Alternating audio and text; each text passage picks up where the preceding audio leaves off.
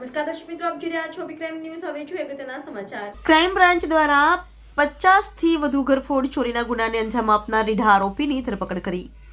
પોલીસે આરોપી વિજય હિંમત મકવાણાને અઠવા લાઇન્સની ન્યૂ કોર્ટ બિલ્ડિંગ પાસેથી ધરપકડ કરી. પોલીસે આરોપી પાસેથી રોકડા રૂપિયા 1,50,000, સોનાનું બ્રેસલેટ, આઈફોન સહિત કુલ રૂપિયા 2,39,950નો મુદ્દામાલ જપ્ત કર્યો.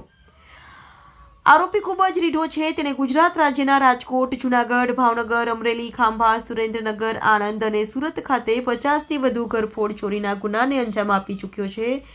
આરોપીએ છેલ્લા 3 માસમાં સુરત શહેરના અઠવાલીસ, રાંદેર, પુણાગામ, અડાજણ, અમરોલીમાં કુલ 18 થી વધુ દુકાનો, મેડિકલ સ્ટોર તથા ક્લિનિકને ટાર્ગેટ કરી ઘરફોડ ચોરી કરી છે. પોલીસે હાલ આરોપીની ધરપકડ કરી આગળની કાર્યવાહી હાથ ધરી. रिपोर्टर नैतिक रेशमवाला, अभी क्राइम न्यूज, सूरत.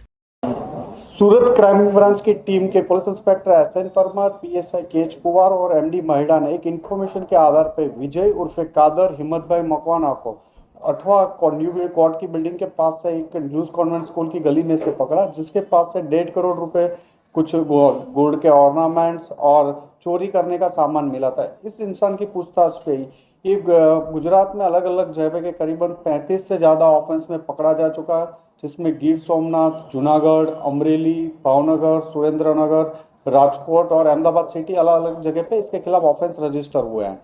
और अभी यहाँ पूछताछ पे ये 18 से ज़्यादा ऑफेंस का कन्फेशन कर चुका है, जिसमें अडाजन, रांदेर, अमरोली, पूना अलग अलग पुलिस स्टेशनों में कन्फेशन है.